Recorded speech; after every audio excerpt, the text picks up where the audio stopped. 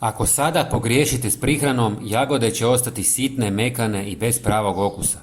Upravo sada biljka troši najviše energije na razvoj plodova i ono što joj date u ovoj fazi direktno utječe na kvalitetu uroda.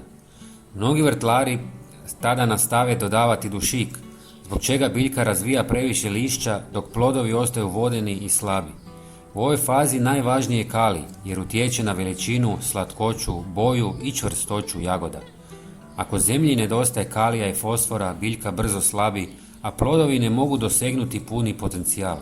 Zato iskusni vrtlari sada hrane korijen pravim mineralima kako bi jagode bile krupne, sočne i pune šećera.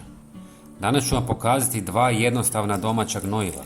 Prvo ćemo koristiti za jačanje korijena, a drugo za velike, slatke i sočne plodove. U pola litre tople vode dodati ću 1 žlicu kvasca.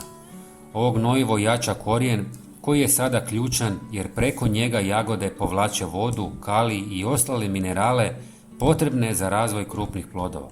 Kvasac također potiče aktivnost korisnih mikroorganizama u tlu i pomaže biljci da lakše usvaja hranjive tvari. Ali postoji jedan važan sastojak kojeg mnogi preskaču, zbog čega kvasac kod njih nema puni učinak. Dodati ću i pola žlice šećera, jer šećer hrani kvasac i ubrzava fermentaciju. Tako kvasac postaje aktivniji, a tlo življe i bolje za rast jagoda. Ostavite da odstoji 2 sata i zatim razredite sa još pola litre vode. Sada ćemo napraviti prihranu za plodove. Prvo ću narezati kore banane na sitne komadiće.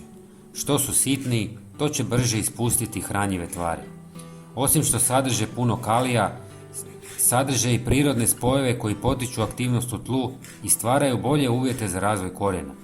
Kada je zemlja bogata i rastresita, jagode puno lakše napreduju i daju snažnije plodove. Stavit ću komadiće kore u pola litre tople vode. Sljedeći sastojak je pravo zlato za jagode, a rijetko ga tko koristi. Dodati ću 2 žlice humusa od glista. Većina ga dodaje direktno u zemlju, ali ja ga koristim na ovaj način kako bi brže došao do korijena.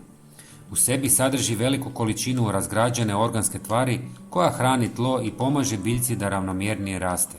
Jagode u takvoj zemlji razvijaju jači korijen, stabilnije cvjetanje i puno zdravije plodove tijekom cijele sezone. Ostavite smjesu da odstoji preko noći, a ujutro je procijedite i razredite s još pola litre vode. Sada imamo 2 različita gnojiva koja ćemo koristiti naizmjenično, kako bi jagode dobile jači korijen i više hranjivih tvari za razvoj plodova. Prvo zalijte jednim gnojivom, a nakon 7 dana drugim. Koristit će oko 100 ml po biljci. Napišite mi u komentarima da li ćete ovo isprobati. Hvala vam i pozdrav!